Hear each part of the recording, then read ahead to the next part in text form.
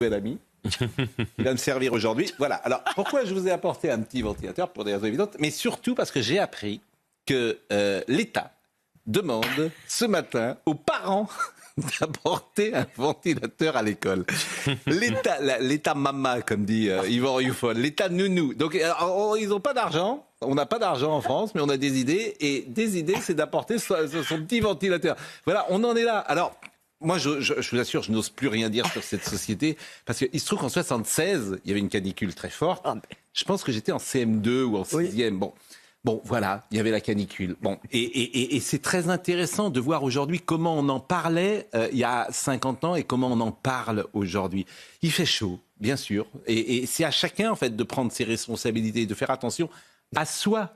Bien sûr, mais quand on en est rendu à demander à l'État d'emmener un ventilateur aux parents parce qu'on n'a pas assez d'argent manifestement dans les écoles.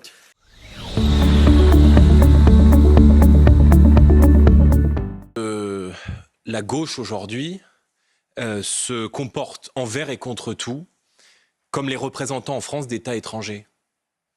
Moi, je suis député européen et il y a quelques jours, l'une de mes collègues députées européennes, qui s'appelle Madame Rima Hassan et qui a été élue sous les couleurs de la France insoumise, est allée se mettre en scène de manière obscène et en violant la dignité et l'humanité qu'on doit à ce genre de conflit, en allant provoquer l'armée israélienne et en allant provoquer au large du Proche-Orient, qui est dans une situation de détresse et de souffrance extrême. Et il faut évidemment penser à chaque fois aux victimes civiles, mais d'aller se mettre en scène comme cela, c'est encore une fois abîmer ce que devrait être le rôle d'un député. Et on a le sentiment chez certains députés, et notamment des députés de la France insoumise, qu'ils défendent des intérêts étrangers. Madame Hassan n'est pas une députée française au Parlement européen, mais elle est l'ambassadrice du Hamas auprès de l'Union européenne.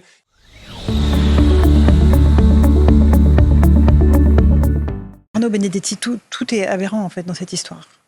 Oui, comme dans celle de Boyan Tansal. D'abord, c'est qu'on l'apprend très tardivement, parce que je rappelle qu'il a été mis sous contrôle judiciaire au mois de mai de l'année dernière, donc on l'a appris hier soir, suite au procès où il vient d'être condamné à 7 ans de prison. Manifestement, la volonté du Quai d'Orsay était qu'on ne parle pas de cette affaire, et la rédaction de SoFoot a suivi, bien évidemment, les conseils du Quai d'Orsay, ce qui montre que finalement, ne pas en parler ou en parler, ça revient à peu près au même en termes de résultats pour la justice politique algérienne.